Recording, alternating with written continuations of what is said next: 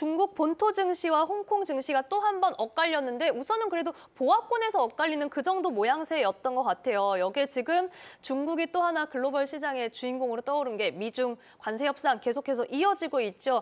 시장 진단에 대한 내용들 좀 짚어주시죠. 우선 어제 같은 경우에는 굉장히 움직임이 활발했죠. 뉴스들도 굉장히 활발했고요. 그래서 홍콩 지수 같은 경우에는 장내에서 떨어지고 올라가기를 반복하다가 오후 3시 이후에 굉장히 좋은 뉴스가 하나 나왔어요. 물론 이제 그 뚜껑을 열어봐야 되긴 하겠지만 중국 국무원이 9월 17일, 즉 그러니까 내일 오후 3시 현지 시간이거든요. 한국 시간으로는 4시에 서비스 관련해서 소비 확대 조치에 대한 기자회견을 개최한다고 발표한 이후에 사실 홍콩 지수 같은 경우에는 반등으로 마감을 했고요. 그리고 또 소비 관련 업종들이 조금 많이 올랐습니다. 이건 굉장히 긍정적인데 화장품 업종들이 2.4% 올랐고요. 그리고 시장을 상회하는 흐름을 보였고 역시나 홍콩 이제 남양자금 순유입 같은 경우는 역시 순유입을 기록했고요. 그래서 오후 3시 기준으로는 약 90억 달러, 홍콩 90억 홍콩 달러 정도 그리고 장 마감 시점에는 145억 홍콩 달러로 장 마감 때 뉴스 3시 이후에 굉장히 좋아졌고요. 그 다음에 이제 반도체나 AI 섹터 같은 경우에는 차익 실현 압력으로 인해서 매수 모멘텀이 하루 종일 약화된 상태였다가 근데 이제 장 마감 후 그 뉴스가 나왔잖아요. 엔비디아 관련해서 중국이 이제 네. 엔비디아가 반독점 규정을 위반했다라고 이제 판결을 내렸죠. 이거 관련해서 이제 오늘 같은 경우에는 이제 반도체줄 아니면 AI주들이 굉장히 긍정적으로 작용할 거거든요. 왜냐하면 국산 대체화라는 테마 때문에. 그리고 뭐 개별 종목 보면은 이제 희비가 엇갈린 종목이 딱 2개가 있는데 하나는 위너는 아무래도 CATL이죠. 그래서 네. 7.4% 홍콩에 상장된 것들 그리고 본토에 상장된 것들. CATL은 양쪽 증시에 상장이 돼 있잖아요. 사상 최고가를 기록했고 가장 근본적인 이유는 이제 JP모건이 이제 홍콩 쪽에 상장된 종목에 대해서 투자 의견을 비중 확대로 상향 조정한 거 따른 거고 이 상향 조정한 이유 같은 경우에는 CATL이 이제 공급업체들한테 2020년 생산 가이던스를 굉장히 상향 조정했거든요. 50% 이상을. 그래서 향후 이제 시장 기대치를 뛰어넘는 수준이라서 굉장히 기대가 되고요.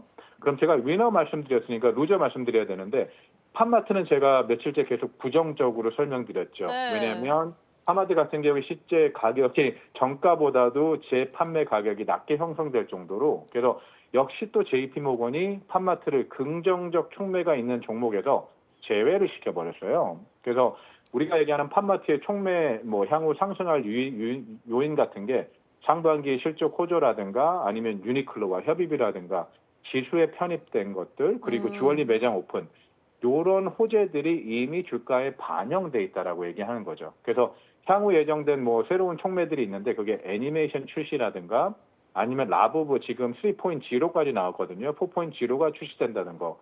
아니면 인터랙티브한 토이를 만든다. 이런 것들은 아직까지 시장에 증명되지 않은 거라서 그것들에 대한 명확성이 낮다고 판단된 거죠. 그래서 팜마트 같은 경우에는 약간 주시를 하셔야 된다고 보고 있습니다.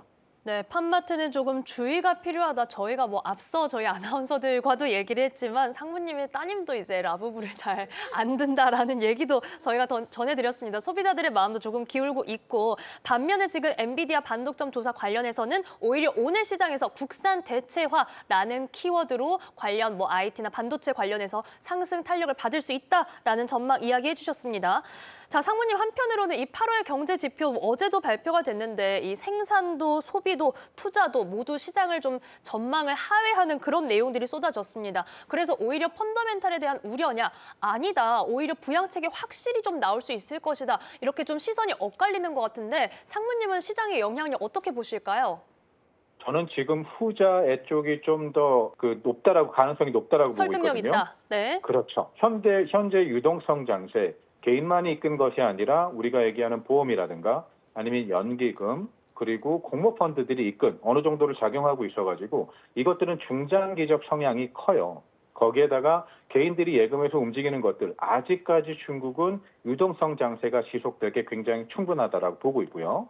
그리고 지금 말씀하셨던 경제 지표 관련해서는 사실 예상보다 둔화된 것뿐인 것이지 실제로는 우리가 봤을 때 플러스나 마이너스일 때, 그러니까 실제로 회복되고 있는 거냐 아니면 안정화되고 있는 것을 보이고 네. 있는 거죠. 그렇다는 얘기는 지금 저기서 더 나빠지지 않는 상황에서 음. 우선 유동성 장세는 지속되면서 과거에도 유동성, 그러니까 주가와 펀더멘탈 간의 괴리는 굉장히 많이 지속된 적들이 있었거든요. 그리고 향후 지금 말씀하셨던 것처럼 부양책에 대한 기대감 상당히 높아졌죠. 그리고 아까 말씀드렸던 내일 기자회견이 있을 것들, 그거에 대한 기대감도 굉장히 높아졌고요.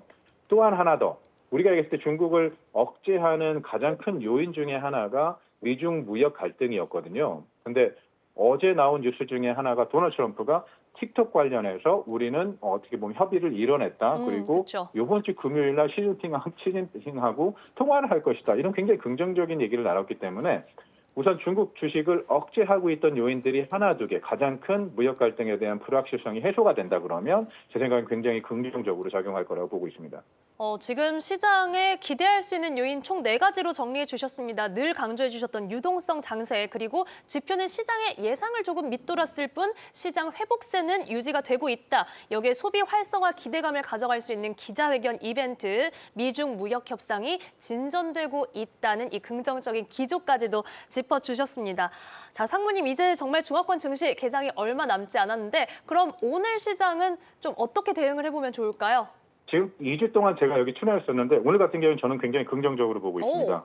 본토와 홍콩 쪽. 그래서 왜 긍정적으로 보고 있냐면 제가 지금 중국 그 주식 상승 아니면 가격 제한을 하는 가장 큰 요인, 미중 무역 갈등이거든요. 근데 이것들이 틱톡 앱이 미국 내 운영을 유지하기 위한 기본 합의에 도달했다라고 저는 보고 있거든요. 그리고 금요일에 중국 시진핑 주석과 통화할 예정이라고 밝힌 것들. 그렇죠. 그래서 사실 트럼프와 시 주석 간의 직접적인 소통은 아마 도널드 트럼프 대통령이 실제로 당선되고 나서 처음이 될 거예요. 그래서 저는 이제 기본 합의가 어느 정도 이루어졌다라고 보고 있고, 물론 향후 굉장히 많은 쟁점들이 있지만 그거 도달하려면 우선 시간이 필요하지만요. 다만 경제 및 무역 협력을 촉진하기 위한 기본적인 합의는 어느 정도 도달했다고 생각하고요.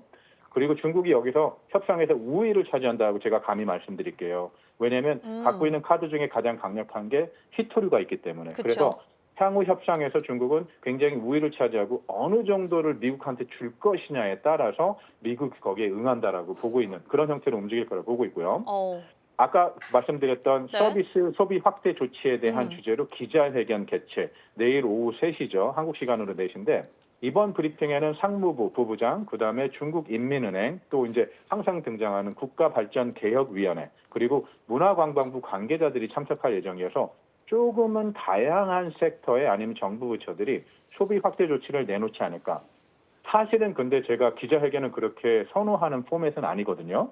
제가 얘기를 드려도 될지 모르겠지만 과거 작년 9월 달에 이제 금리 인하를 하면서 기자회견을 그때 부처에서 해서 굉장히 그때 증시가 올랐었잖아요. 그거에 관련해서 시진핑이 굉장히 잘했다고 칭찬을 한 이후에 모든 정부 부처의 수장들이 기자회견을 선호하고 있어요. 네. 다만 준비가 되지 않은 기자회견은 기대감만 불러일으키고 그다음에 실망감으로 매물이 나올 수가 있는 거죠. 17일 날 기자회견 제발 준비를 잘해서 사람들이 기대를 지금 17일 어제부터 나왔으니까 어제부터 기대하기 시작했잖아요. 오늘도 기대할 거고 그거에 대해서 기대에 부합하는 내용들을 내보냈으면 하는 거죠.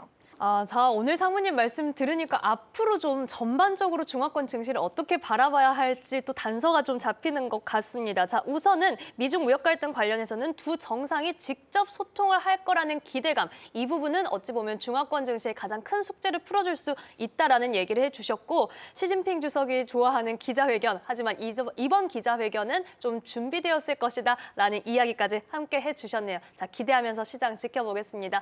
상무님, 오늘 말씀도 고맙습니다. 네, 감사합니다.